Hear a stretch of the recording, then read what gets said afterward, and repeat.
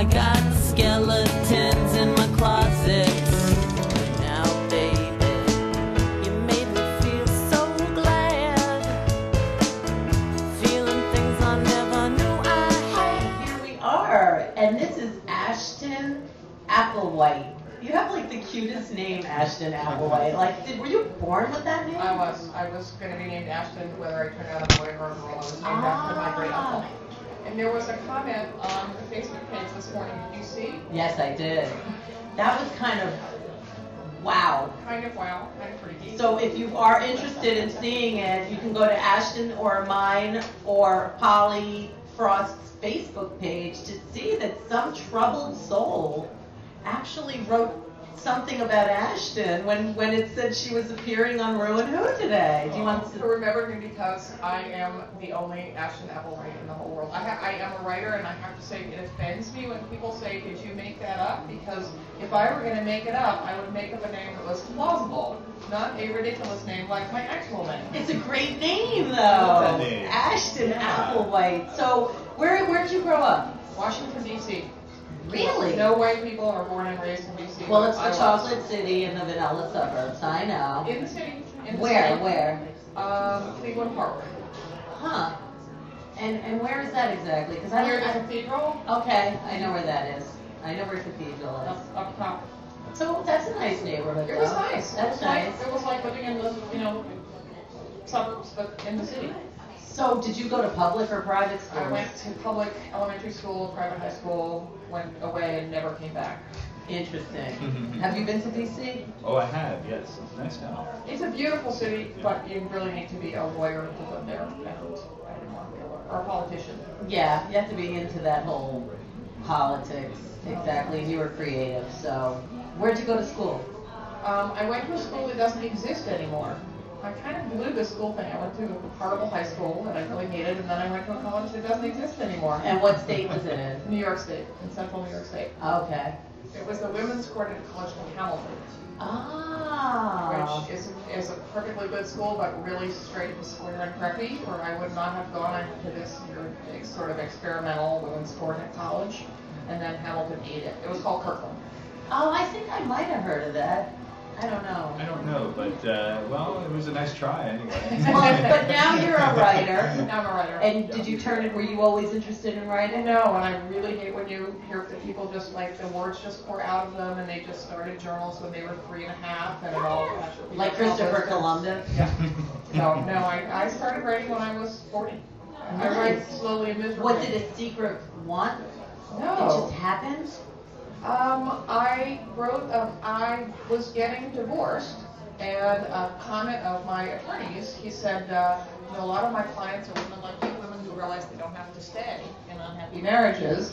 And I thought, well, what's with that? Why do I think that every woman that was 40, is just going to spend life miserably on a bar stool?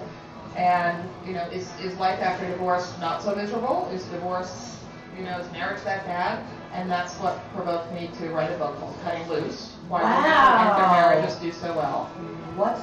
Cutting Loose? Cutting Loose, Why Women and Their Marriages Do So Well. Wow, where can you find this book? Yes, you can find it on Amazon, and it's kind of the same. Is it in the library too? I don't know, it's over 10 years old, so. That sounds pretty. It's a really good book. That's a really good title. And it got me on Phyllis Schlafly's enemies list.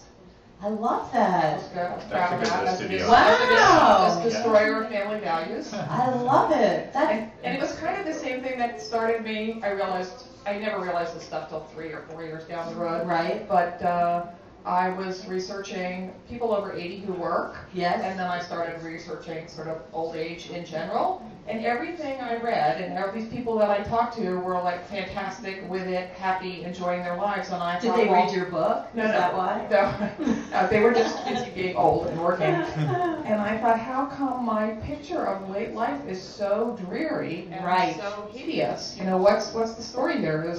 Is it not that bad? And it's not that bad.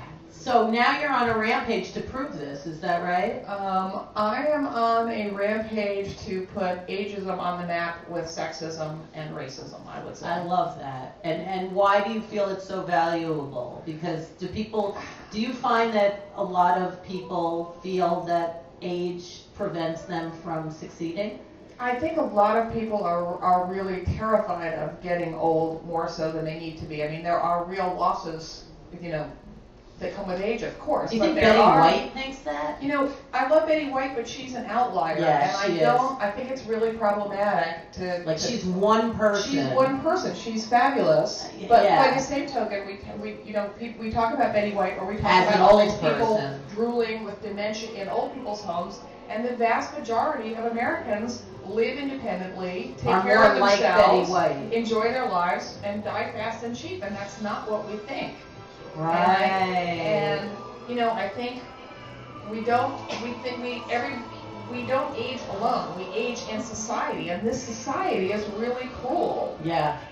To older people. Yeah. And if you realize how those values are present all around us. So you think because everyone wants a young star, like a Justin Bieber and stuff like that, it gets younger and Well, in younger. pop culture especially, but the fact is. But now he's smoking weed, so that's now he's in trouble, right? Exactly. He's like Miley Cyrus's little brother now, right? That's all over Exactly. I know. But no, if you think you're having trouble getting old, or dealing with it, it's like we all have to come to terms with it. Well, But how do we? it's also made harder because we live in a society that doesn't respect and value older people. Now, do you think other societies do? I know they used to in much Europe. more so. I mean, as the world westernizes and globalizes, less so. But I just came back from Vietnam. Yes. I went for Christmas, and in every home there is a family altar.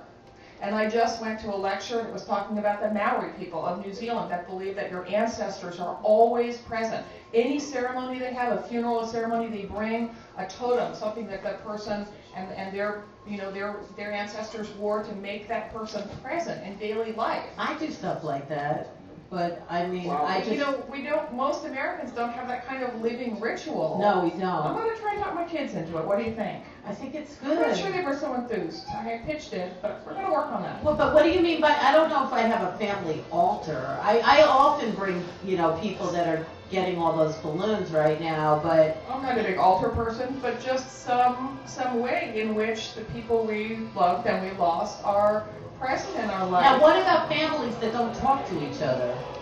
I don't have any expertise in that subject. Right. I mean, do you bring in those people too? Exactly. We all have a little bit. Yeah. So would you include those Just people? kidding. But I would say this. I think in general, people know more about genealogy than they used to through DNA mapping and things like that. So it's more in the culture than it used to be.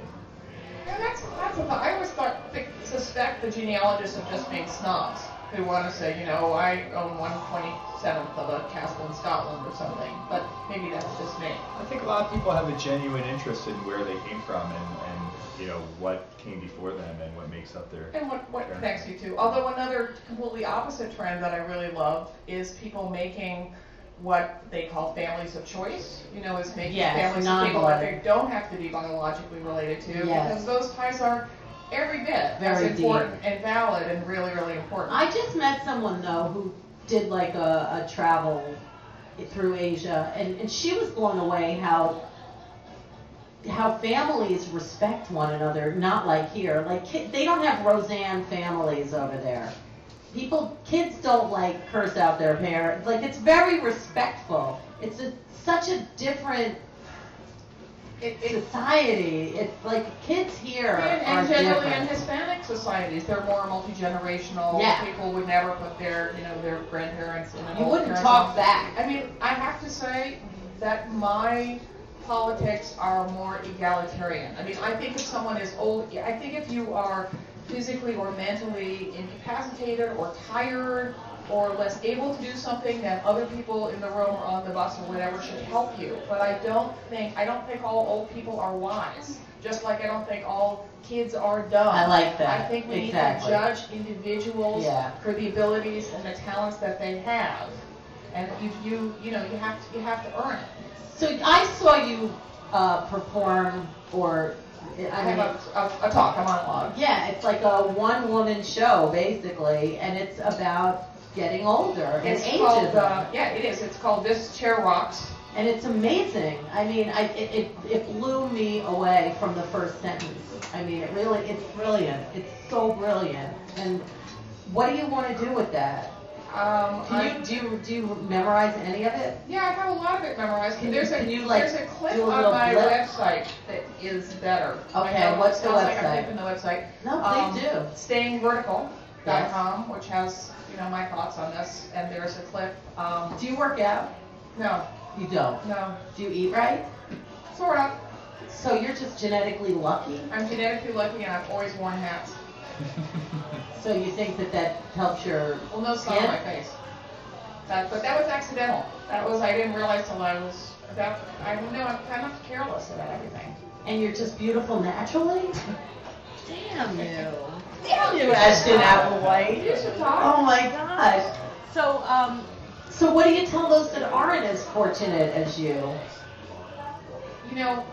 People, looks are only a little bit of the equation. Yes. And I think that it was a huge benefit to me that I was a really dorky kid and a really, really, really late bloomer. So I was never, I never did have the flirt thing going or the big boobs thing going or the gonzo girl thing going. So I didn't have to lose it.